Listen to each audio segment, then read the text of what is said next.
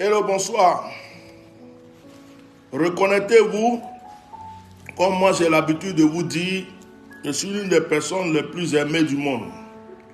Alors, dès que je commence un direct, j'ai toujours des amis indirects qui aiment bien attaquer les pages.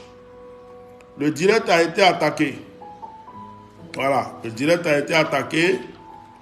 Donc, mettez les cœurs, partagez, mettez les cœurs.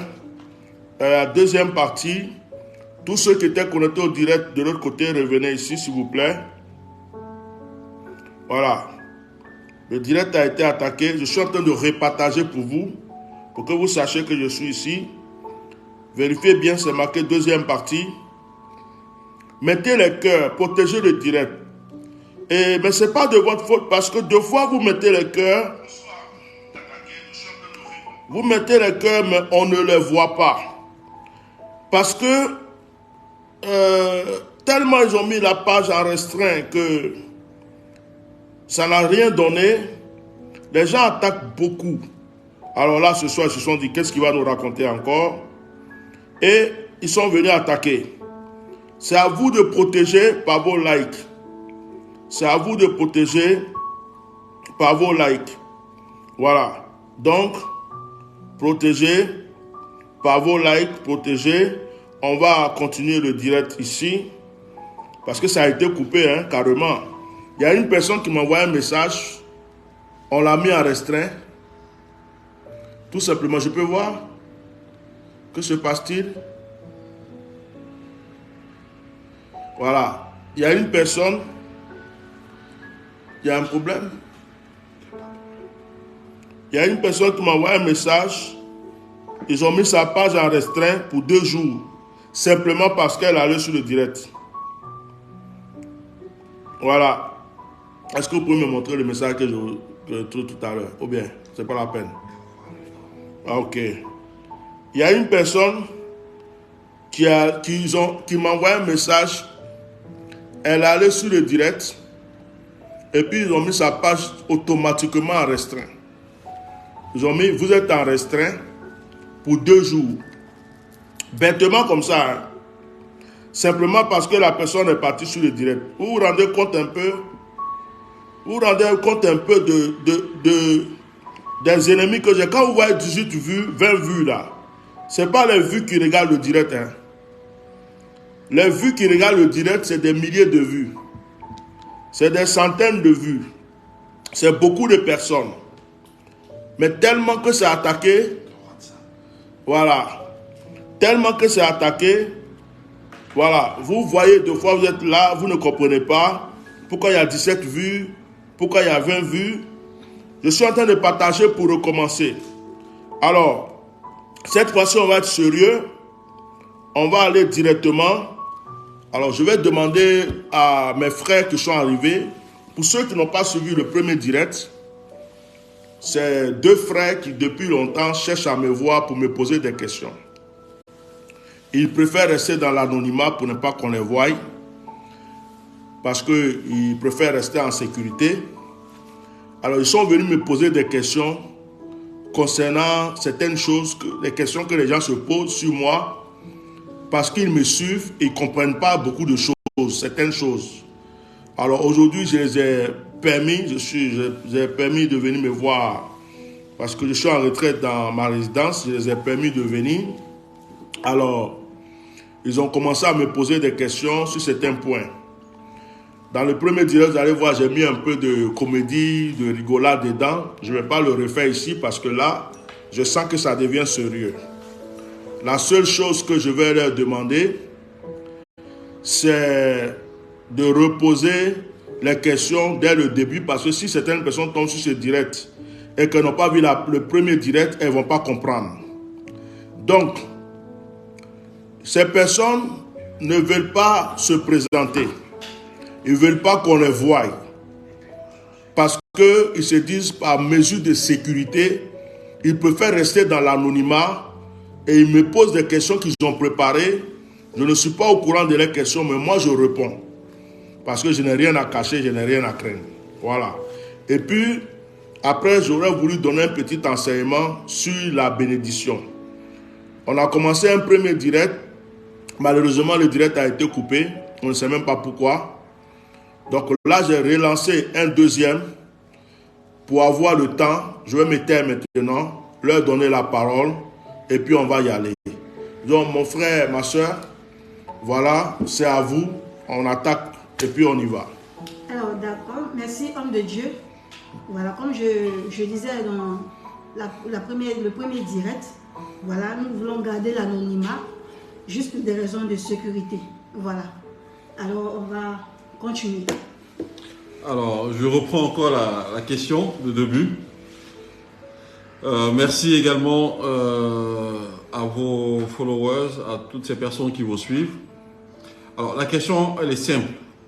Aujourd'hui, on vous connaît en tant que bishop, en tant que prophète, en tant que pasteur, en tant qu'homme de Dieu. Alors, on s'est toujours demandé d'où vient le nom Atia Normal. Et qu'est-ce que cela fait dans l'homme de Dieu que vous êtes? Ok, merci pour la question. On va être très sérieux là dans ce direct. Il y a une personne qui écrit pour dire que ça coupe.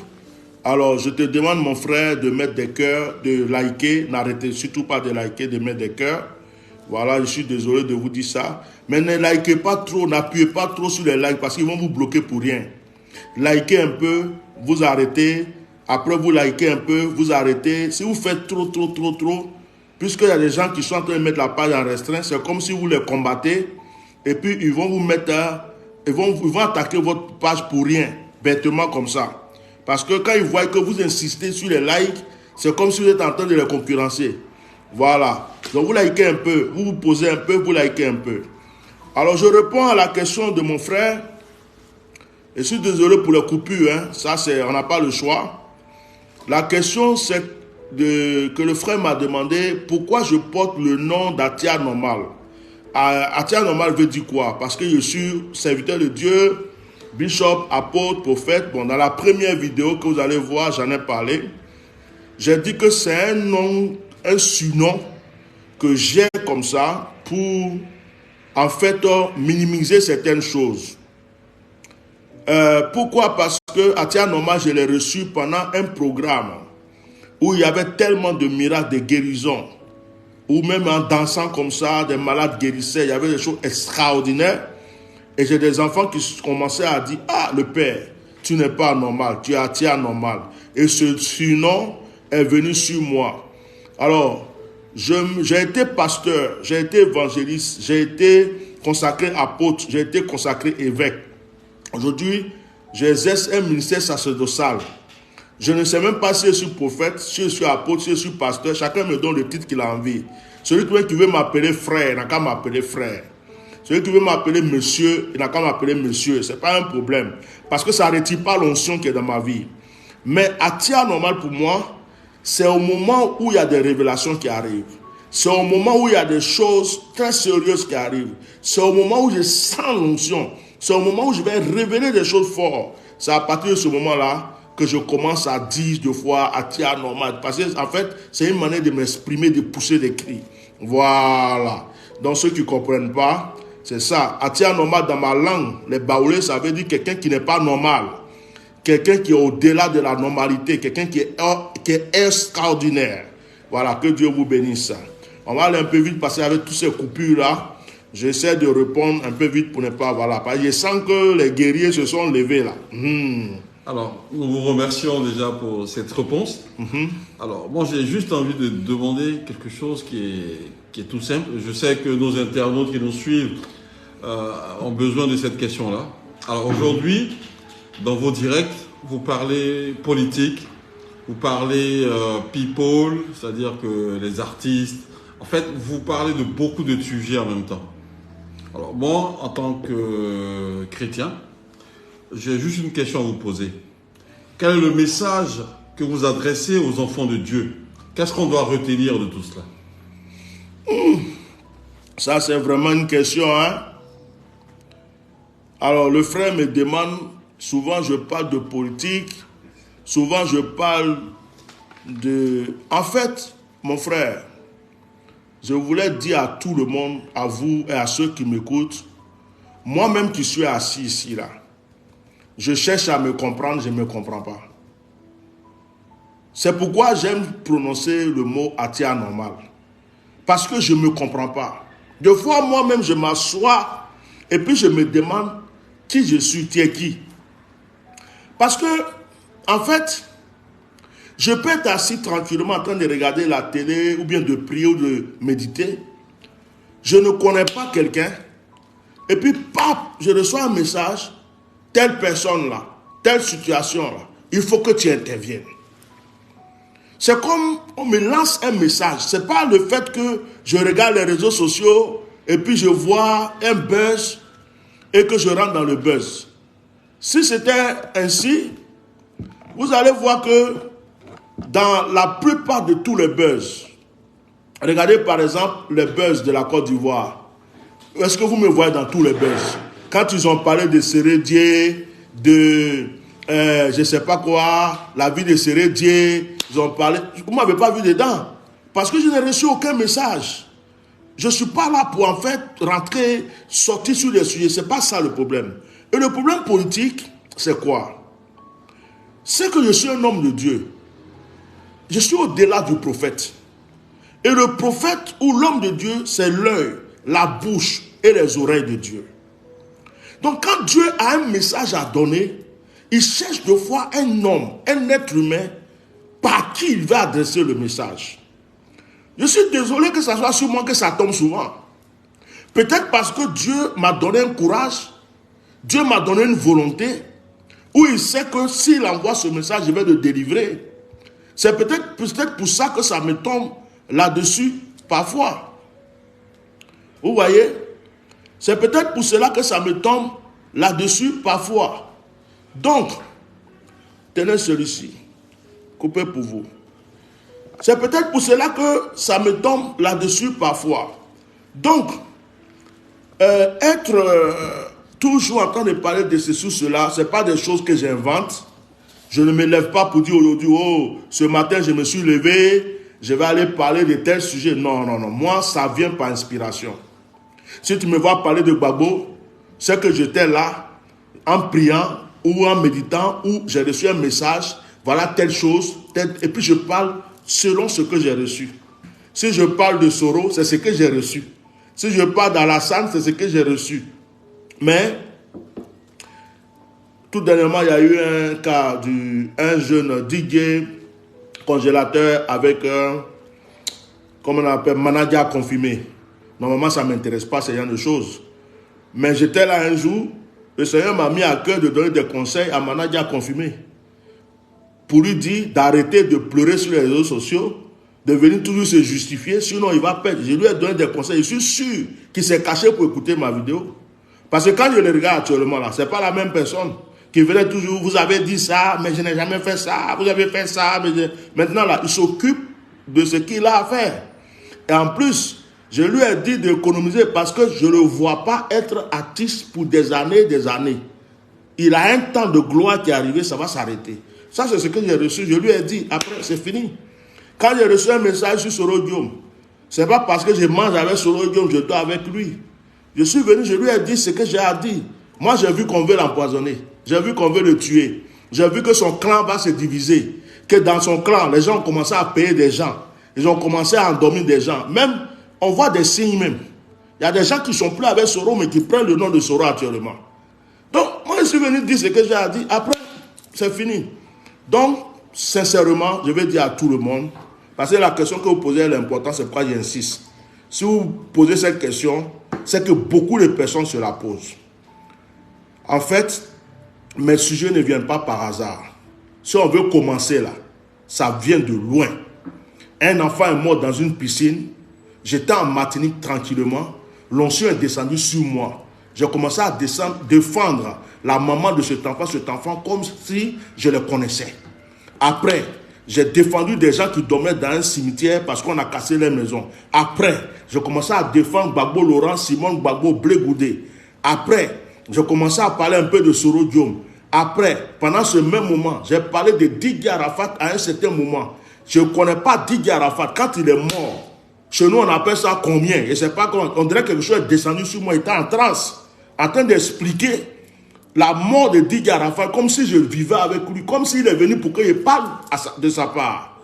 Tout ce qu'il a dit là, je n'ai pas dit que Didier Arafat, tous ceux qui l'ont fait du mal vont payer. Je m'arrête là pour dire qu'il y a des gens qui payent actuellement. La preuve, ça a continué jusqu'à ce que j'annonce des gens que j'ai vus empoisonner dans la politique. On ne m'a pas écouté. Ils sont partis. Des gens qui vont tomber, ils vont mourir parce que j'ai vu. Ils ne m'ont pas écouté. Donc moi, je ne suis qu'un messager. Il y a des gens qui croient que quand je viens parler, je suis forcément leur ennemi. Mais si beaucoup de personnes m'avaient écouté, il y a beaucoup de choses qui ne se seraient pas faites. Quand par exemple, j'ai prévenu plusieurs fois pour Ahmed Bakayoko, si on m'avait écouté. Quand j'ai prévenu pour Ouattao, si on m'avait écouté. Quand j'ai prévenu pour Gon Coulibaly, si on m'avait écouté, ces personnes-là peut-être seraient parmi nous aujourd'hui. Donc, moi, je ne viens que dire ce que je reçois. Un don, ça ne s'achète pas. C'est Dieu qui me l'a donné. Je ne suis pas saint, je ne suis pas plus que tout le monde. C'est Dieu qui choisit qui veut pour donner son don. Voilà. Merci beaucoup, homme de Dieu. Alors, moi, j'aimerais savoir, homme de Dieu, allons dans la parole.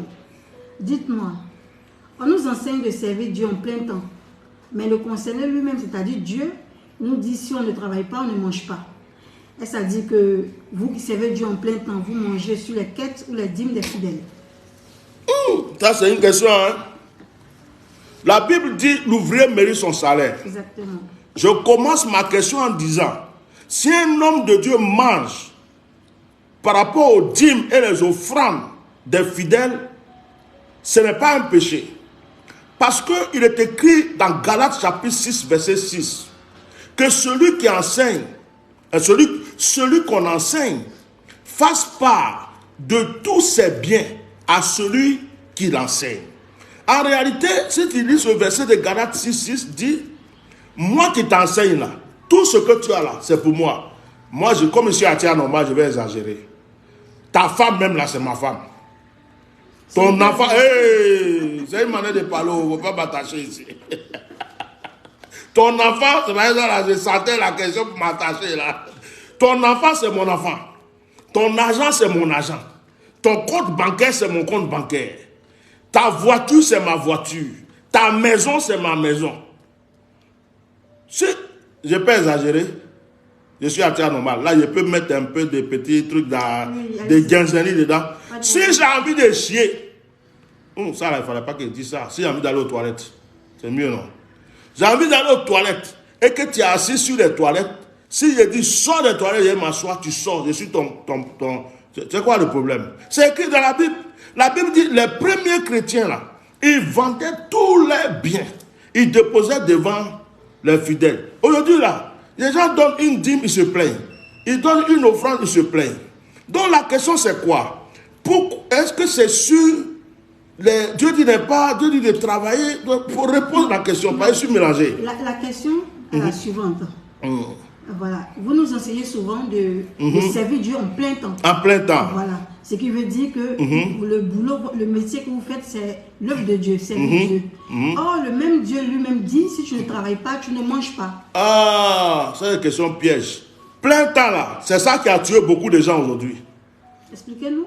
Oh, et bois de l'eau. Plein temps, c'est un démon. Hein? Plein temps. Les jeunes pasteurs, écoutez-moi. Plein temps. C'est un message qui nous a été prêché quand on était nouveau dans les années 80, 90 là. 80, quand je dis 80, on va croire que je suis trop vieux. 90. Plein temps. On dit Dieu t'a appelé en plein temps. Tu dois le servir en plein temps. Tu n'as pas besoin de faire des affaires. Tu n'as pas besoin de faire de ceci. On a eu des terrains gratuits, on n'a pas pris. On pouvait faire plantation d'igname, on n'a pas fait. Plantation de cacao, on n'a pas fait. Acheter des terrains pour construire, on n'a pas fait. Acheter des villas pour mettre en location, on n'a pas fait. On a eu des offrandes de millions et des milliards. On a pris. Oh, c'est en plein temps. On achète les costumes, on achète tout pour l'église, on fait tout. On n'a pas pensé que plein temps là, il y a son petit frère qui dit il faut investir, il faut faire ses affaires. Plein temps a tué beaucoup de gens. C'est un démon.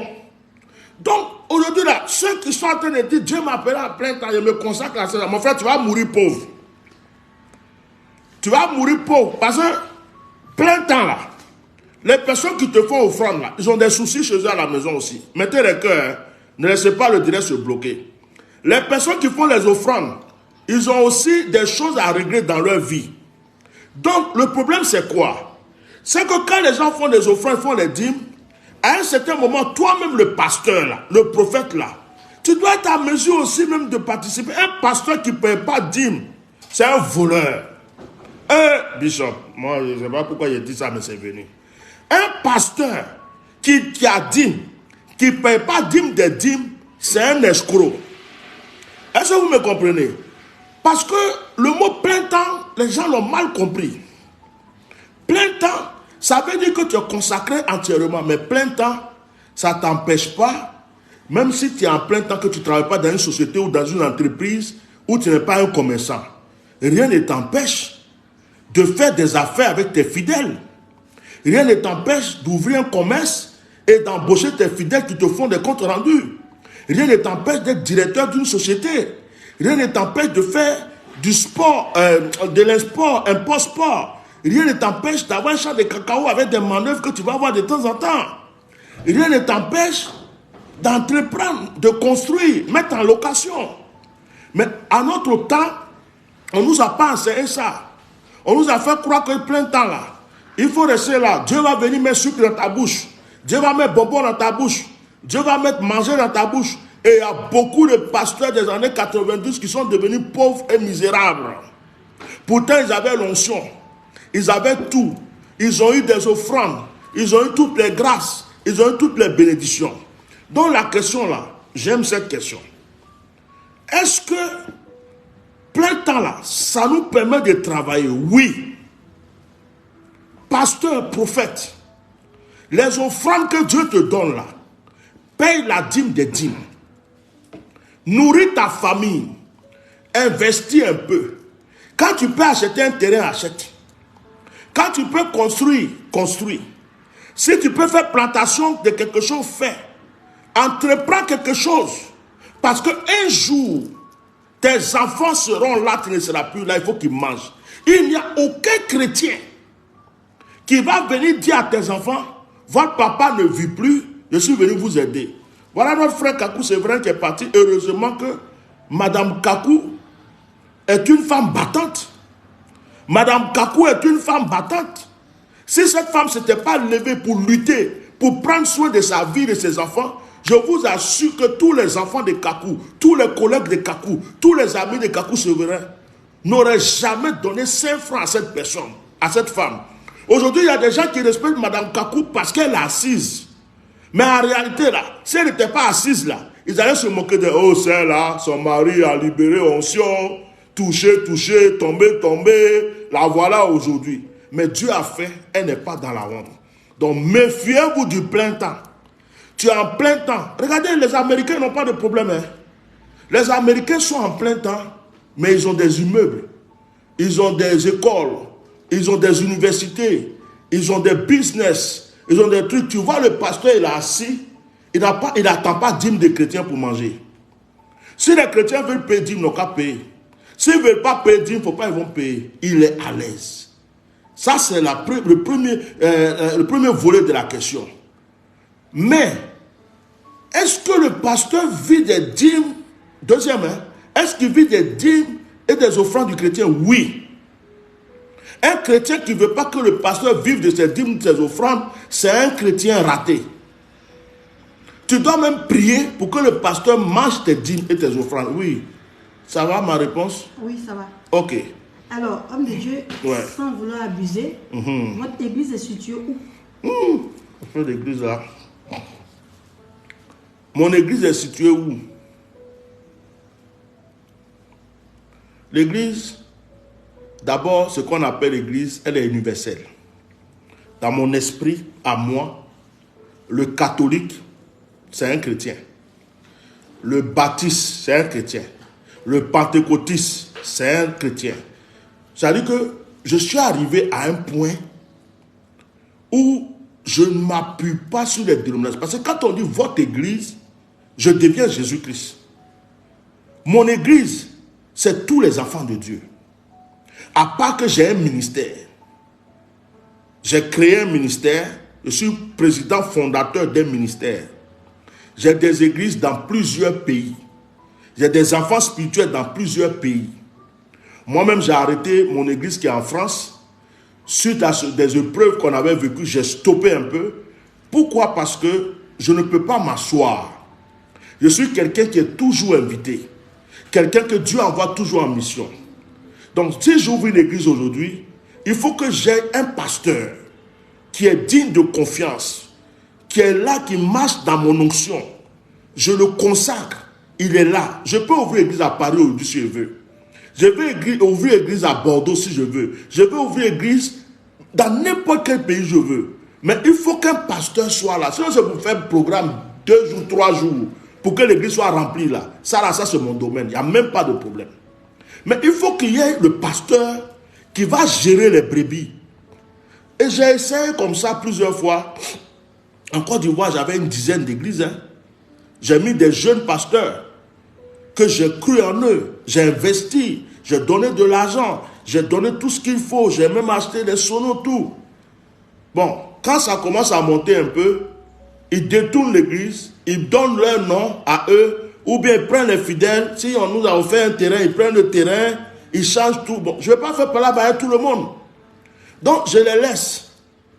D'autres viennent demander pardon après, d'autres continuent dans le truc. Je laisse. Donc, je suis arrivé à un stade où j'aide ceux que Dieu envoie vers moi. Et mes enfants qui sont déjà dans les églises, je m'occupe d'eux. Mais si c'est pour église là, pour moi, toutes les églises sont mes églises. Je ne suis pas un homme qui est attaché à la dénomination. Tu n'es pas chez moi, tu n'es pas chrétien, tu n'es pas ceci, voilà. Donc, vous allez m'excuser 2 minutes, s'il vous plaît. Je reviens. 2 minutes.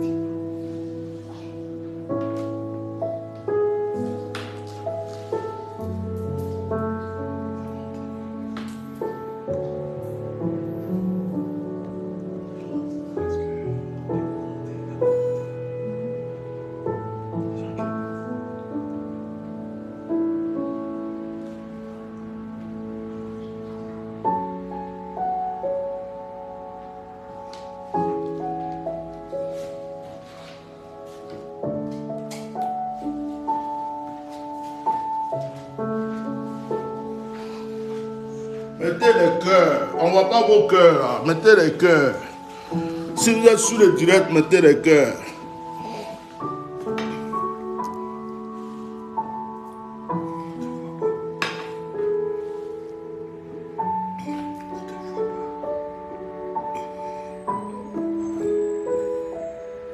Je viens d'arriver. Ça va venir. Mettez les cœurs.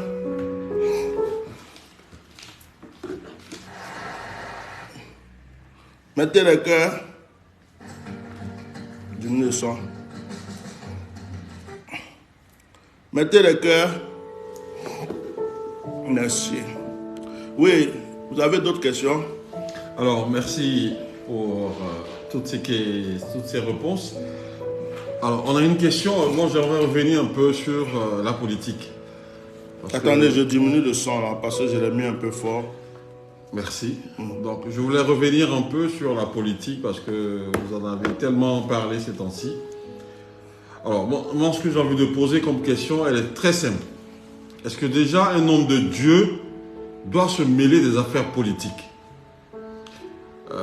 Voilà, c'est-à-dire qu'au-delà de tout cela, c'est-à-dire que ce soit les affaires politiques et tout, bon, est-ce que ce n'est pas le buzz que vous recherchez quelque part?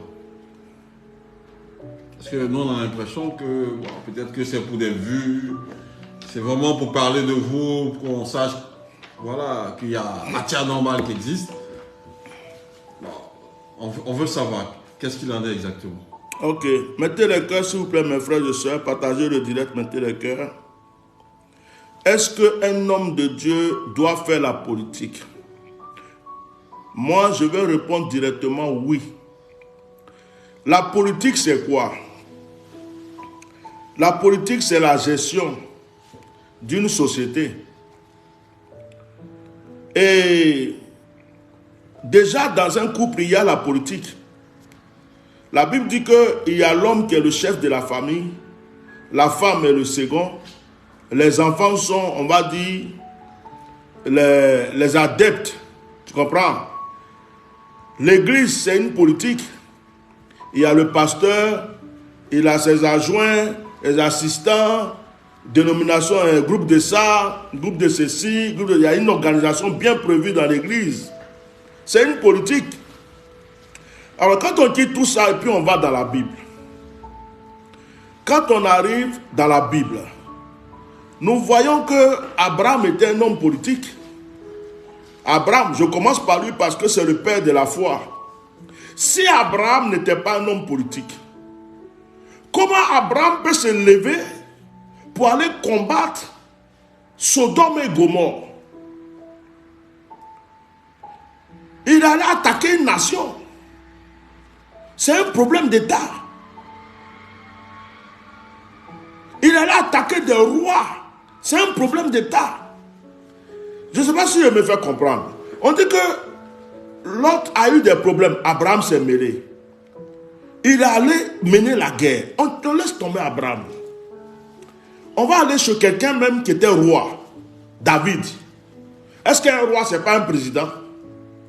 Un roi, c'est un président. Mais David, un président de la République, ce n'est pas la politique qu'il fait. Il ne gère pas un pays. Mais David était politicien. David faisait la guerre. David gérait son peuple. Salomon, il faisait la politique. Mais David là, c'est lui qui a écrit les psaumes que nous sommes en train de lire. L'Éternel est mon berger, c'est David. Et Dieu dit, David est l'homme selon mon cœur. Pourtant, David faisait la politique. Il y a deux sortes de politique. Il y a la mauvaise politique et il y a la bonne politique. Il y a s'impliquer dans la politique et il y a parler dans la politique. Moi, je parle dans la politique, mais je ne suis pas politicien. Je ne fais pas de la politique. Je ne prends pas la politique pour dire je vais manger. Je ne prends pas la politique pour dire je vais boire. Mais quand vous lisez la Bible, dans l'Ancien Testament, un roi ne pouvait pas devenir roi tant que le prophète ne l'a pas oué. David a été oué par Samuel. Salomon a été oué. Le prophète dans l'Ancien Testament ne pouvait rien décider sans la volonté du prophète. Le roi, par exemple, ne pouvait pas décider sans la volonté du prophète. On consultait le prophète d'abord, avant d'aller en guerre. On consultait le prophète d'abord, avant de prendre une décision. Donc le prophète était totalement lié à la politique. Regardez, c'est le nom que je vais oublier. Le peuple d'Israël, le peuple de Juda, je ne sais pas comment ont été attaqués par les Philistins. Et il y avait, comment dirais-je, il y avait, comment dirais-je, une famine. Parce que la ville était encerclée, personne ne pouvait sortir. La Bible dit que c'est un prophète qui a prophétisé pour dire vous allez avoir à manger demain. Et la Bible dit que ce sont des lépreux qui sont allés dans le camp pour venir annoncer que le camp est libre. Aujourd'hui, quand on parle de politique, c'est parce que surtout chez nous les Africains, la politique est devenue un instrument d'assassinat, un instrument de dictature. C'est-à-dire que nous, d'anciennes coutumes de royauté, on était roi. Le roi, on ne peut pas parler du roi. On ne peut pas toucher le roi. On ne peut rien dire sur le roi. On peut tuer quelqu'un pour le roi. C'est quitté dans nos coutumes et c'est rentré dans l'histoire de la politique. Sinon, la politique, le prophète est l'œil du peuple. Le prophète est la bouche du peuple. C'est le prophète qui peut aller voir le roi, le président de la République, pour lui dire, président, ce que vous êtes en train de faire là, si vous ne changez pas ça, ça va devenir comme ça. Bibliquement, c'est ce qui est dit. Un imam doit être capable de parler au président. Un prophète doit être capable de parler au président. Ce n'est pas faire la politique. C'est jouer son rôle de serviteur de Dieu. Parce que le prophète, le serviteur de Dieu, il est plus que le président de la République. Il est un ambassadeur du royaume des cieux. Il représente Dieu sur la terre. Donc ce que Dieu veut dire au président là, Dieu va passer par le prophète pour dire au président. Ce que Dieu veut dire au roi, Dieu va passer par le prophète pour dire au roi. Donc, il y a plusieurs sortes de politique. Aujourd'hui, les gens, le mot politique, c'est pourquoi tu ne suis pas un tel, pourquoi tu ne défends pas un tel, pourquoi tu ne vas pas combattre pour un tel. Bon, je vais vous dire quelque chose. La plupart des pasteurs, des prophètes aujourd'hui, surtout dans mon pays en Côte d'Ivoire, sont des faux serviteurs de Dieu. Ah, excusez-moi, ça ne fait pas partie de vos questions, mais je vais le dire aujourd'hui. Tous ceux qui se proclament, je suis l'archibishop, le président bishop, quand il y a des crises, vous les entendez parler? Quand il y a les microbes qui ont commencé à tuer des gens, vous avez vu un seul pasteur qui est venu parler? Quand il y a eu des gens qui ont dormi dans le cimetière, alors que le pasteur, le prophète, il est là pour le peuple, le pauvre, l'orphelin, la veuve, les gens qui souffrent. Il ne doit pas penser à sa vie d'abord pour dire, oh, je vais aller en prison. Donc, ils ont peur, c'est leur ventre. Beaucoup d'entre eux sont déjà dans la franc-maçonnerie pour protéger leur vie. Beaucoup ont fait des sectes, des pactes pour pouvoir survivre. Beaucoup mangent. Ils prennent des enveloppes en cachette pour fermer leur bouche. Et beaucoup connaissent la vérité, mais ils n'osent pas le dire. Ils sont d'accord avec moi. Mais s'ils le disent, ils vont aller en prison, on va attaquer l'église, ils vont mourir, ils vont faire ceci. Il y en a beaucoup comme ça. Sinon, ce n'est pas la politique. Je dis la vérité. J'insiste là-dessus parce que cette question me tient à cœur. J'ai eu des commentaires d'injures de fois. Un pasteur qui fait la politique, un pasteur, on m'a insulté deux fois avec ça. C'est pourquoi j'insiste beaucoup là-dessus. Qu'un pasteur, un prophète qui parle d'un peuple qui souffre, ce n'est pas parce qu'il fait la politique, c'est parce qu'il a un cœur. C'est parce qu'il voit le pauvre souffrir. Je prends mon exemple aujourd'hui en Côte d'Ivoire. Il y a des gens qui mangent, qui sont heureux, qui sont contents. Ils disent que tout va bien en Côte d'Ivoire. Parce que le pouvoir leur donne tout ce qu'ils veulent.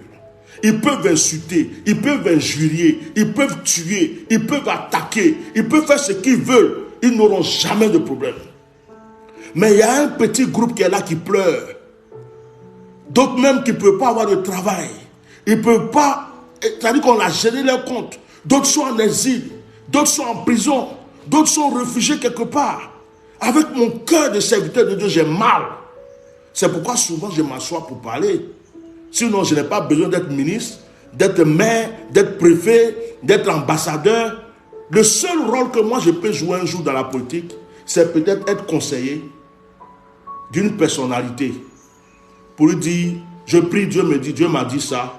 Ne fais pas ça, je prie pour... En cachette même, il ne faut même pas me voir. Mais pour dire faire la politique, ça ne m'intéresse pas. Sinon, depuis, je viens de la famille d'Oufoué, depuis ce temps, les Conan bannis, tout ça, les Nanangor, tout ça, c'est mes parents. J'aurais dû devenir politicien depuis très longtemps, mais ça ne m'intéresse pas. Voilà. Merci, homme de Dieu. Merci. Voilà, comme je le disais la première fois, allons dans la parole. Voilà, dites-moi, vous gagnez des âmes dans vos prédications, exhortations? Si oui, est-ce qu'on peut avoir les décomptes? Oh, décompte là, ça veut dire quoi? C'est-à-dire le nombre. Le nombre d'âmes. Oh, moi, ça là. Déjà, est-ce que vous gagnez des âmes dans vos prédications? J'ai des enfants spirituels partout. Je suis un grand-père spirituel. Je suis un pépé spirituel. Deux fois même, je suis obligé de couper mon téléphone. Je vais vous dire, il y a des gens qui ne sont pas sur Facebook, qui tombent par hasard sur mes directs sur YouTube et qui m'appellent, qui disent, ah, je suis en train d'écouter le direct pendant que vous priez pour tel sujet, l'onction est descendue sur moi. J'aimerais que vous soyez mon Père spirituel. Ça m'arrive tous les jours. Il y a des gens sur Facebook. Ah, vraiment, votre enseignement, ça me fait du bien. Il y a des pasteurs qui m'ont pris comme Père spirituel. Des prophètes qui m'ont pris comme Père spirituel. Il y a des... Je ne sais pas comment vous expliquer. Les enfants spirituels, j'en ai partout. Moi-même, aujourd'hui, je suis là, j'en ai marre de voyager. Je suis toujours entre 2 avions, 3 avions. Je suis toujours... Ça veut dire que je suis fatigué. Je suis fatigué. J'ai envie de m'asseoir. Et puis ceux qui veulent me voir, là, ils se déplacent pour venir me voir. Je suis fatigué. Sur les enfants spirituels, j'en ai plein. Alors, concernant les fidèles, les âmes, par la grâce de Dieu, je ne vais pas me glorifier, mais je pense que par mon ministère, je pense que Dieu tiendra compte de cela. J'ai sauvé beaucoup d'âmes. J'ai sauvé beaucoup d'âmes. Pour terminer cette partie, je vais vous dire quelque chose. J'ai connu Dieu dans ma jeunesse. Au moment où j'ai commencé le banditisme, le Seigneur m'a pris dans la rue. Il m'a dit, de la manière que tu fais du mal aux gens, tu vas faire du bien aux gens. Il y a des gens aujourd'hui qui sont des révérends, qui ont des églises avec des milliers de personnes. Ce sont mes enfants spirituels. Si j'ai sauvé quelqu'un et que la personne a sauvé des milliers, ce ne sont pas mes petits enfants spirituels. Exactement. On est d'accord, non? J'ai consacré des hommes de Dieu aujourd'hui qui ne peuvent pas venir se faire voir pour dire, oh, ça c'est mon père et tout, parce que chacun se protège. Mais les enfants spirituels, j'en ai partout. Et j'ai aidé des personnalités aussi dans ma vie. Donc j'en ai. Les âmes, j'en ai. D'ailleurs, c'est mon appel. Moi-même, je préfère qu'on m'appelle évangéliste plus que même prophète. Parce que l'évangéliste, c'est celui qui sauve les âmes. C'est celui qui gagne les âmes. Et même dans mes prédications, vous allez voir que j'ai cette tendance d'évangéliste, d'amener les gens à s'accrocher à Dieu. Ça, c'est mon ministère. Je ne sais pas si j'ai bien répondu. En tout cas, merci Okay. beaucoup. Voilà. Merci, homme de Dieu. Ouais. Alors, on a l'habitude d'entendre Dieu reviendra bientôt. Dieu revient bientôt. J'aimerais savoir comment Dieu reviendra-t-il. Ça, c'est une question qui m'amène dans le sacerdoce. Ça m'amène dans un sujet de, comment on appelle le mot là, de praticalisation. D'après les Ivoiriens, pousse. Dieu reviendra bientôt. C'est Jésus qui revient bientôt. Jésus revient bientôt, mais il reviendra quand et comment? Ça, c'est une question. Hein? Parce que depuis qu'on est là, moi j'ai accepté le Seigneur. Avant, ma maman même allait à l'église, on lui a dit Jésus revient. Mon papa est parti à l'église, on dit Jésus revient. Ma maman est décédée. Mon papa est décédé. Moi-même, j'accepte le Seigneur, on dit Jésus revient. Jésus ne revient pas. On voit les choses. À notre temps, il n'y avait pas coupé décalé. On dit à coupé décalé. Tu vois les affaires, le monde change. Jésus ne revient pas. Mais est-ce que Jésus reviendra bientôt? Je vais vous dire quelque chose qui va choquer le monde entier.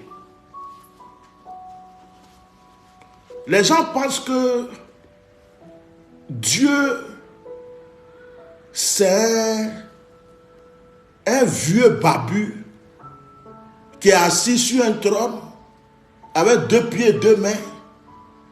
Il dit, oh, mes enfants. Et puis il a pris un de ses bébés. Jésus va. Dieu n'a ni femme. Il n'a ni frère. Il n'a ni soeur. Il n'est ni homme. Il n'a pas de corps. Il n'a pas de pied. Dieu est esprit. Dieu se trouve en toi. Dieu se trouve en moi. Dieu se trouve en lui. La Bible dit que quand Dieu a créé le monde, il a créé l'humanité, il a fait quoi? Il a soufflé. Il fait un souffle de vie. L'homme est devenu un être vivant. Si tu fouilles Dieu, c'est ta respiration. Ça, c'est un réma. Hein? Le jour que tu ne respires plus, Dieu est sorti de toi. Ça n'a rien à voir avec le retour de Jésus. Le jour que tu ne respires plus, Dieu est parti. Tu deviens une dépouille mortelle. Tu es mort.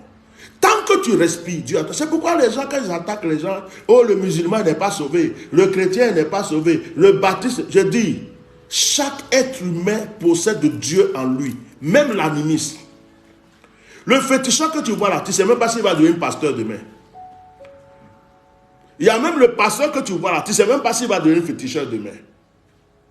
Dieu se trouve dans chaque humain, c'est notre respiration. C'est pourquoi moi je ne juge pas les gens sur les religions. Je leur dis ce que j'ai. Celui qui croit que ce que j'ai le concerne, il vient.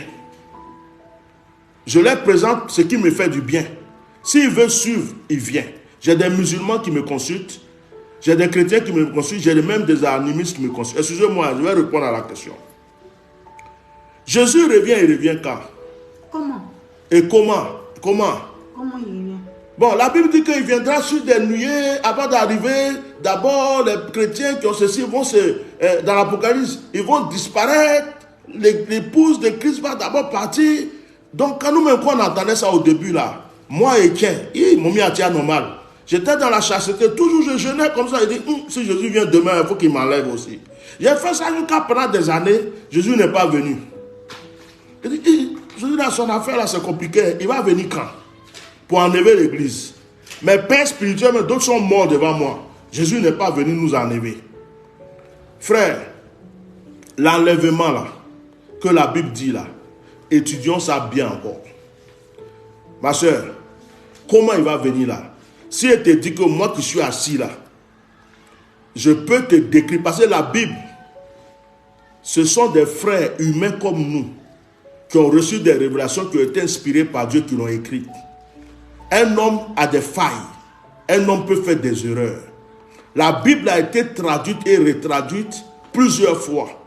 C'est pourquoi moi, je ne m'appuie pas seulement sur l'écrit. Je m'appuie sur Dieu qui est esprit. Ce qui me révèle. C'est pourquoi souvent, il y a des gens qui me prennent pour un féticheur, pour un sorcier, parce que Dieu est esprit. Et je crois aux éléments de la nature, parce que c'est Dieu qui les a créés, m'a dit de dominer sur ces éléments. Donc, comment il va venir? Ce n'est pas moi, homme, qui vais savoir comment il va venir. D'ailleurs, pour te répondre, moi-même, je ne sais même pas comment il va quitter ce monde. On est d'accord, non? Où je suis là, on a fini de parler, tu peux apprendre demain, le monsieur n'est plus là. Je ne sais même pas quand le Seigneur va me prendre. Je ne sais même pas combien de temps de vie je vais avoir sur la terre. Et puis c'est moi qui est venu m'asseoir pour dire, voilà comment Jésus va venir. Il va venir il va prendre l'hélicoptère. Après il jette l'hélicoptère là, il descend sur un avion. Après il vient dans j'ai dit ça là. Excusez-moi, hein. J'ai prêché ça jusqu'à fatiguer. J'ai prêché l'Apocalypse. J'ai prêché le retour de Jésus. J'ai prêché et je suis arrivé à un stade où je ne veux plus m'attarder sur certaines choses. Je vais amener les gens à donner leur cœur à Dieu. Si Jésus doit venir, le jour où il a décidé là, il va venir. Comment il va venir là? C'est lui qui a choisi. Comment il a dit, personne ne connaît le jour et l'heure. Ma soeur, Jésus a dit, personne ne connaît comment le jour et l'heure. Il dit, seul le Père seul sait. Lui-même lui a posé la question, il n'a pas pu répondre. Ce n'est pas moi qui peux répondre ça aujourd'hui. Préparons-nous, disposons-nous. Si tu es parti avant qu'il arrive, sois prêt. S'il est venu au moment où tu es encore vivant, sois prêt. C'est tout ce que je peux dire à quelqu'un. Mais pour dire que comment il va venir là, moi je ne vais pas être un fanatique qui explique la Bible comme si c'est lui qui est Dieu. Ça, je ne peux pas faire ça. Voilà. D'accord, on vous remercie, homme de Dieu. Oui. Voilà, on est bien d'accord que la parole de Dieu est le cadeau le plus précieux que Dieu nous ait fait. Alors, moi, j'aimerais savoir comment amener les gens à aimer réellement ce cadeau. Quel conseil, en tant que coach spirituel, vous pouvez nous donner? J'aime cette question. Je vais même diminuer ma musique. Cette question me plaît. Comment est-ce qu'on peut amener les gens à aimer la parole de Dieu? La réponse se trouve dans 1 Corinthiens chapitre 13. L'amour. J'ai horreur. Je voyage dans beaucoup de pays, surtout dans des pays africains. Tu vois des gens, ils ont mis des mégaphones ou des baffes, ils ont un micro. Répatez-vous, vous allez mourir. Tu as mangé piment hier, tu vas mourir. Tu as mangé escargot que Dieu n'aime pas escargot, tu vas mourir. Je les vois, des fois ils crient dans l'oreille des gens comme ça. J'ai dit lui là même là. Et puis un jour j'étais assis quelque part, je dis moi c'est pas pour rigoler, c'est la réalité. Hein. Je me suis assis dans une cafétéria pour boire un petit café. Je vois un monsieur qui arrive, il vient me voir. Bonjour, mon frère, bonjour. Excusez-moi, je suis allé prêcher l'évangile. Il avait un mégaphone dans la main. Dans un petit village. En tout cas, je n'avais pas de transport pour rentrer à la maison. J'ai marché jusqu'à je suis arrivé ici. Actuellement, j'ai vraiment faim. Je vais rentrer à la maison. Je l'ai regardé et dit, c'est vous comme ça là, qui faites que, il ne savait pas que je suis serviteur de Dieu, parce que moi quand je suis habillé normalement. C'est vous qui faites que les gens n'acceptent pas Jésus. Tu regardes ta chaussure, comment c'est pourri. Regarde ton pantalon, comment c'est vilain. Regarde ta tête. Tu es allé crier dans un village. Au lieu de chercher travail, c'est ta vie qui va prêcher à ta place. Tu n'as rien à manger. Et puis tu vas crier pour dire Jésus est amour, Jésus sauve, Jésus tue. Et tu as converti combien de personnes?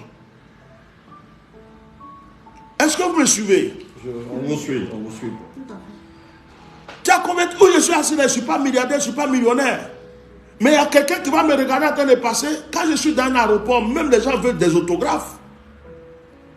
Je peux même m'approcher de quelqu'un pour dire Seigneur t'aime, sans même prêcher le simple Seigneur. Parce que quand il me regarde en haut, en bas, il se dit oui, cet homme-là est béni. Tu comprends un peu?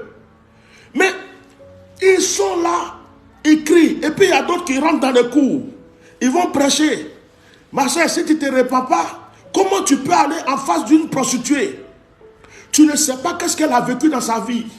Si ses parents l'ont abandonnée, si elle dormait au dehors, elle a eu un enfant avec quelqu'un, il l'a jeté. Elle est en train de lutter là pour nourrir son enfant. C'est vrai, elle est en train de pécher. Mais est-ce que tu sais si elle aime ça ou si elle n'aime pas ça? Va avec l'amour. Donne-lui à manger. Donne-lui un peu d'argent pour son enfant. Donne-lui des vêtements. Et puis dis-lui, je t'invite à un programme. Sans lui parler de, si tu ne vas pas à l'église, tu vas mourir. Si tu n'es pas Jésus, tu vas mourir. Si Jésus n'est pas, mais laisse tout ça. Donne-lui de l'amour. Demain, c'est elle qui se lève. Et puis elle te dit, hé, ma soeur, mon frère, ce que tu me fais là, vraiment, je ne sais pas comment te remercier. C'est toi-même qui lui dis, écoute, tu n'as pas de remerciement à me donner. Tout ce que je fais là, c'est Jésus qui m'a mis à cœur de te faire. C'est l'amour de Dieu. Donne-toi à Dieu, il fera des choses pour toi. La personne va se lever pour aller à l'église sans que tu insistes. Mais quand les gens viennent vers les gens pour les attaquer, tu vois un drogué, tu l'agresses. La drogue va te tuer. Si tu continues de te droguer, tu vas te tuer. Mais tu l'as déjà chassé. Moi, celui qui m'a converti, j'étais quelqu'un qui fumait. J'étais un drogué, j'étais un bandit, j'étais un loupard. Si la personne était venue à la violence, il ne pourrait jamais me convertir. Il est venu avec l'amour. Je l'ai insulté. Quand il venait me prêcher, il dit, va là-bas. Tu te prends pour qui? Oh, quitte là-bas. Moi, je suis catholique, je suis baptisé, je suis confirmé. Il était là, il parlait doucement avec amour. Dans son amour, là, il a pu me convertir un jour. Mais s'il faisait, oh, tu vas mourir. On allait se battre, j'allais le frapper. Même s'il y avait couteau là, j'allais le piquer même. Et puis il va dire, on m'a agressé, je suis allé évangéliser. On ne t'a pas agressé. C'est toi qui n'as pas su comment évangéliser. C'est toi qui es parti emmerder quelqu'un qui est possédé. Il y a des gens qui sont possédés. Il y a des gens, ce qu'ils font là, ils ne sont pas libres. Ils sont attachés par des sorciers. Ils sont attachés par des mystiques. Ou bien il y a des démons qui ont pris leur corps. Il y a une manière d'aller vers eux, de leur donner de l'amour. Ce n'est pas la peine d'aller réciter. La Bible dit tant, la Bible dit tant. Et bien alors, le gars il a faim. Il va te demander, c'est la Bible qui va lui donner à manger. Et puis je profite de votre question s'il vous plaît. Oui, homme de Dieu. J'ai remarqué que les pasteurs et les églises d'aujourd'hui sont très méchantes. C'est bien de prêcher la parole de Dieu, l'amour et tout, mais quand je regarde mes frères musulmans, je les aime.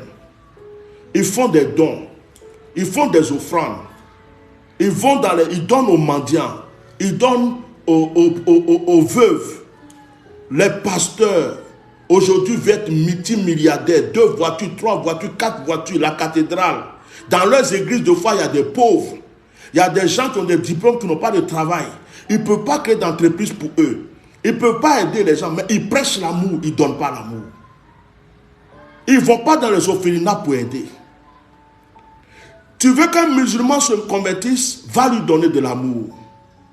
Tu veux qu'un féticheur se convertisse, va lui donner de l'amour. Tu veux qu'un drogué se convertisse, va lui donner de l'amour. Il n'y a que l'amour qui peut briser un cœur le plus endurci. Il y a des gens aujourd'hui qui sont brigands ou qui font certaines choses parce qu'ils n'ont jamais connu l'amour de leur vie. Leurs parents les ont maltraités. Les gens, ils ont eu beaucoup de pépis, ils ont endurci leur cœur pour devenir prostitués, brigands, bandits, tout ce que vous voulez. Mais l'amour, ça change tout. Si quelqu'un dort dans la rue, il n'a pas de vêtements, il n'a rien, que tu lui as donné des vêtements, tu lui as donné de la nourriture, de temps en temps tu passes, tu le vois, tu lui donnes quelque chose, et puis un jour même, tu as trouvé un petit coin pour lui dire dors. Tu lui donnes une petite Bible. De temps en temps, il est là, il lit un peu. Est-ce que tu es obligé de venir lui prêcher? C'est un matin, il va se lever, il va dire, hey, j'ai lu la Bible, Dieu m'a dit ça, je vois ça, mais je ne comprends pas. Ou bien, où est ton église? Donc, pour conclure, la meilleure façon de sauver des âmes, c'est l'amour. Mais malheureusement, ça n'existe plus. Je suis désolé, je suis serviteur de Dieu, mais je vais le dire. L'église est devenue la jungle, la mafia. L'église est devenue la raison du plus fort. L'église est devenue le m'as-tu vu.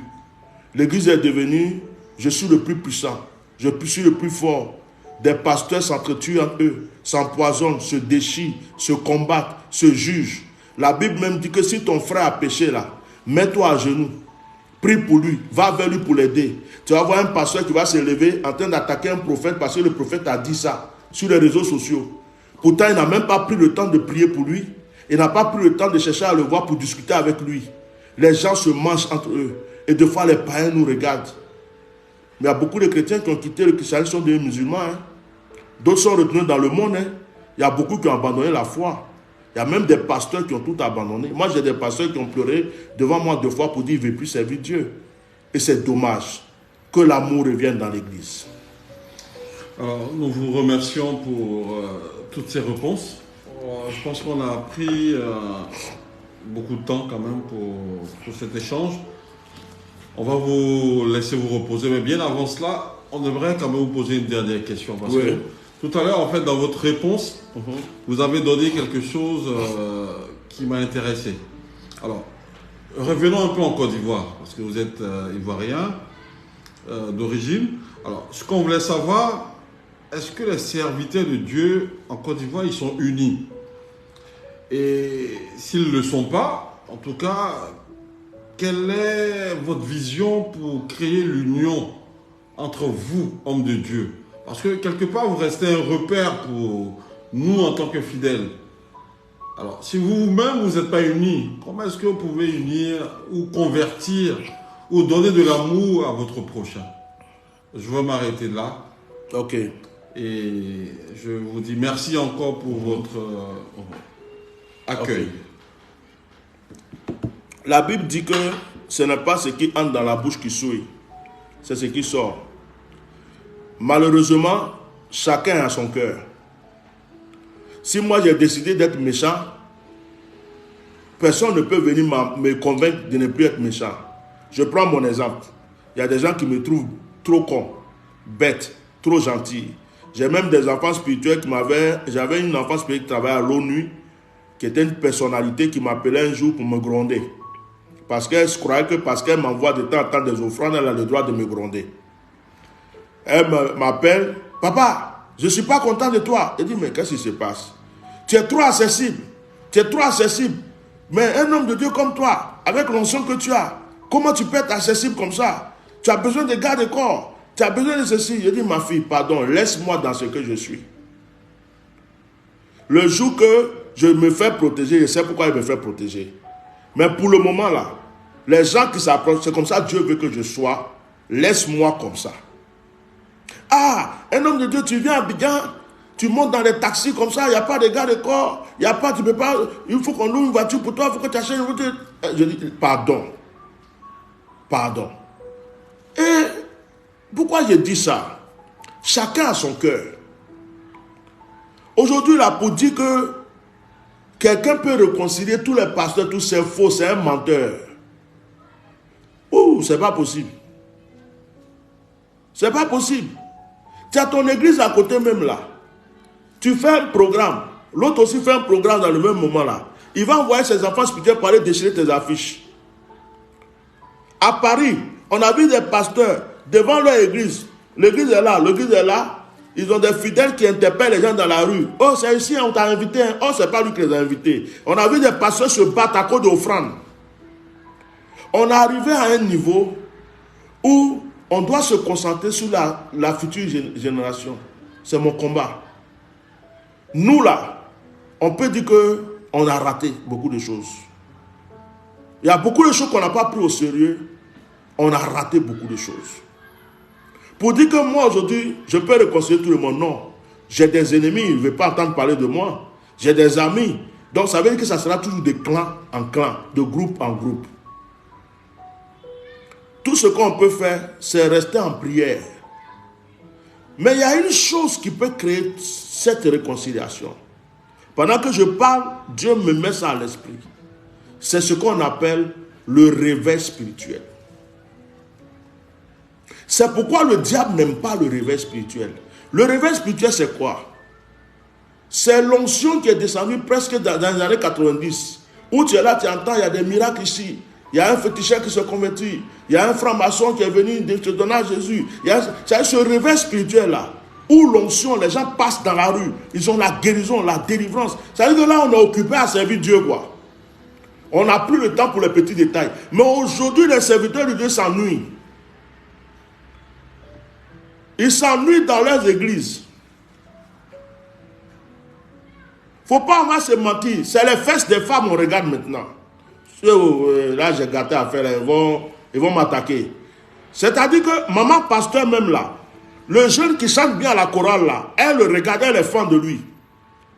Le papa même là, la fille qui chante bien ou bien qui parle sa voix, lui-même il regarde, hey, ma vieille, comment il a fait pour dire ça? Je te dis, je suis sérieux dans tout ce que je suis en train de dire là. On est devenu des païens convertis. On est devenu des païens convertis. L'église est devenue l'apostasie. Moi-même qui parle là, je ne peux pas dire succès. C'est Dieu qui fait que je suis encore là, assis en train de parler. Parce que on n'est pas soudés. On n'a pas la moyenne. Personne ne peut nous réconcilier. Parce que ceux qui se disent père se mangent entre eux. Ils se cherchent, chacun cherche. D'autres même, leur ventre là, moi mon ventre a commencé, je suis en train de chercher à faire ce poste. L'autre là, leur ventre là, ça cogne le mur de l'église. Leurs fesses cognent le plafond de l'église. Mais ils n'ont pas encore fini de manger. Tu comprends? Ce n'est pas les politiciens seulement qui ont des problèmes. Hein. Si les politiciens ont des problèmes, c'est à cause des églises qui se trouvent dans les pays. S'il y a des pasteurs méchants dans un pays, les politiciens seront méchants. S'il y a des pasteurs voleurs, hypocrites dans un pays, les politiciens seront pareils. C'est ce que les serviteurs de Dieu sont qui se reflètent sur le peuple. Donc tout ce qu'on peut faire, on a besoin d'un groupe d'intercession. Les volontaires, les gens qui ont une vie de prière, dans le secret, qu'ils prient, qu'ils intercèdent, et que Dieu, par sa grâce, fasse descendre une onction de réveil spirituel. Mais pour dire que quelqu'un va se lever pour dire c'est moi, Dieu m'a appelé ceci, non. Le réveil spirituel va venir comme ça, d'une manière forte, et à partir de là, les choses vont certainement changer. On vous remercie, homme de Dieu. Merci beaucoup pour ce moment d'échange. Alors, je pense qu'on a pris de votre temps. Vous n'avez plus de questions? Vous avez des questions encore, vous? Parce que monsieur, je crois qu'il a fini, mais... Oui, on a conclu, mais on aimerait savoir, est-ce possible de revenir encore vers vous avec des sujets qui nous tiennent à cœur, c'est-à-dire des projets d'intercession? Justement, c'est ce que je viens de dire. Moi, l'intercession, je ne pourrais pas dire. Il faut juste qu'on organise ça. comme dans ces temps, si je suis en retraite, je vais voir peut-être dans la semaine ou la semaine prochaine, si on peut avoir un jour ensemble, on va intercéder. On va refaire un direct pareil, où on va prier pour plusieurs sujets, où les gens se sentiront concernés. Ça, il n'y a pas de problème à ce niveau. D'accord, on vous remercie. En tout cas, merci pour le temps que vous avez accordé. Merci à vous. Et voilà, on va se retirer. Merci aussi aux internautes pour le temps qu'ils ont passé avec nous. Ok, merci beaucoup. Excusez-moi On commence les choses avec la prière. Malheureusement, on nous a coupé l'autre direct. On a recommencé aussitôt ici. Comme le temps a avancé, mais j'avais prévu de faire un direct sur la bénédiction. Maintenant que vous avez fini avec les questions, je vais juste donner quelques versets à mes enfants spirituels, à ceux qui me suivent, et leur faire comprendre que Dieu veut qu'ils soient bénis. Et après, je termine ce moment par la prière, si ça ne vous dérange pas. Pas du tout. Ok. Alors, je vais prendre spécialement Proverbes chapitre 10. C'est le passage que j'ai médité aujourd'hui. Proverbes chapitre 10, le verset 3 dit « L'Éternel ne laisse pas le juste souffrir de faim, mais il repousse l'avidité des méchants.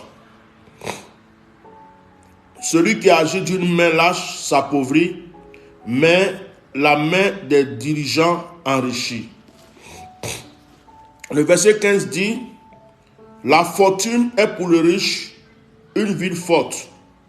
La ruine des misérables, c'est leur pauvreté. » La ruine des misérables, c'est leur pauvreté. C'est-à-dire que le misérable, son problème, c'est qu'il est pauvre. Ce n'est pas parce qu'il est pécheur, mais il est simplement pauvre. Je vais continuer. Le verset 22 du Proverbe 10 dit « C'est la bénédiction de l'Éternel qui enrichit et il ne la fait suivre d'aucun chagrin. » Pourquoi je vous ai lu ces versets? On n'a plus assez de temps. On parlera un jour sur la bénédiction. Mais pourquoi je vous lis ces versets pour être court? C'est que ce matin, pendant ma méditation, le Seigneur m'a parlé royalement de la richesse. J'ai l'habitude de prêcher là-dessus, mais aujourd'hui encore, j'ai compris fortement que le désir et la volonté de Dieu, c'est que l'enfant de Dieu, le croyant, soit riche. La pauvreté est une maladie. La pauvreté, c'est un poison. Frère, je ne vais pas prêcher, je vais seulement proclamer. Je veux proclamer dans ta vie que l'Éternel t'accorde la richesse. Que Dieu t'ouvre les portes. Si tu avais un, que ça se termine en 10 000. Si tu avais 2, que ça se termine en 20 000. Si tu avais 3, que ça se termine à 30 000. Que Dieu multiplie tout ce que tu fais dans ta vie. Si quelqu'un te dit que être pauvre, c'est l'humilité, ne l'écoute pas. À partir d'aujourd'hui, que ta pensée, ton esprit s'accroche à la richesse et que Dieu te fasse comprendre et te convaincre que tu es né sur cette terre pour être béni. Regardez où je suis assis là. Je suis dans ma résidence. J'ai le confort que je veux. Bon, un pauvre, il veut manger, il n'a pas l'argent pour acheter du pain. Il veut du sucre, il n'a pas l'argent pour acheter du sucre. Il veut le lait, il n'a pas l'argent pour acheter le lait. Il y a des gens même qui vont être malades, il est malade. Ce n'est pas vraie maladie. Il a faim. Tu lui donnes, tu le prends la main dans un bon restaurant, il mange bien. C'est fini, il va être guéri. Vous comprenez pourquoi je dis ça? Un serviteur de Dieu qui est pauvre, son onction ne peut rien accomplir dans la vie de quelqu'un. Un chrétien qui est pauvre, il ne peut pas amener des gens à la conversion. La pauvreté, c'est une maladie, c'est un poison. C'est pourquoi je veux combattre l'esprit de la pauvreté dans la vie de quiconque m'entend aujourd'hui. Je ne veux pas prêcher, je veux juste proclamer. Si la pauvreté t'avait saisi, qu'elle soit brisée à jamais au nom de Jésus. Si la pauvreté te guettait, qu'elle soit foudroyée au nom de Jésus. Que la pauvreté quitte tes ménages, que la pauvreté quitte tes finances, que la pauvreté quitte ta maison, que la pauvreté ne touche même pas ton mari, ta femme et tes enfants. Que la pauvreté qui était comme une malédiction héréditaire soit vaincue à jamais. Je prophétise la gloire et la bénédiction sur ta vie dans le nom de Jésus. Sois riche, sois prospère, sois élevé et que Dieu fasse cela dans ta vie. Chers frères et sœurs, il est tard. Demain, on doit aller à l'église. Et puis, il y a des gens qui me suivent en Afrique. Ils payent des passes internet pour me suivre. J'ai beaucoup de choses à dire, mais je vais m'arrêter là. On fera un autre direct où je vais prêcher spécialement sur la bénédiction parce que j'ai reçu le frère et la sœur. Je vous remercie d'avoir pris mon temps. Merci, homme de Dieu. Merci pour vos questions parce que je sais que ça fait du bien aux gens. Et je vais prier pour terminer. Et puis nous allons couper ce direct. Voilà. Seigneur, merci pour ce moment que tu nous as donné. Malgré les attaques, tu as permis que nous puissions faire ce direct. Que ta grâce soit sur notre vie. Bénis tous ceux qui ont reçu quelque chose de particulier dans ce direct. Bénis ceux qui le partagent, qui le partageront. Bénis mon frère. Bénis ma soeur. Et que ta grâce soit sur leur vie. Merci Seigneur. Amen. Fais-nous grandir de gloire en gloire, de richesse en richesse. Au nom de Jésus. Amen. Amen. Que le Seigneur vous bénisse. Au revoir. Merci. Shalom.